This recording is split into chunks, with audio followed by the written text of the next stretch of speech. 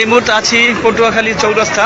দর্শক, আপনার স্ক্রিনে একটি গাড়ি দেখতে পাচ্ছেন যে সবুজ লেখা দেখতে পাচ্ছি, গাড়িটির নাম বরিশাল টু কুয়াকাটা।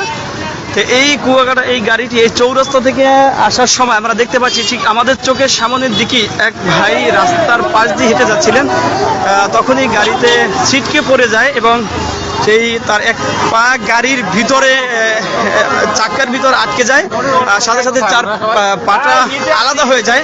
পিছনের আমরা দেখতে পাচ্ছি যে এই পিছনের দিকেই কিন্তু তিনি এই চাক্কার ভিতরেই চলে যায়, যাওয়ার সাথে সাথে কিন্তু তার ওই ঘটনাস্থলেই তার পাটি আলাদা হয়ে যায়। এখানেই আমরা ঘটনাস্থলে আপনাদেরকে দেখানোর চেষ্টা করছি যে এখানেই ড্রাইভার, আমরা আসলে ড্রাইভারকে পাচ্ছি না, ভাইকে সাথে সাথে ইটে পাঠানো হয়েছে।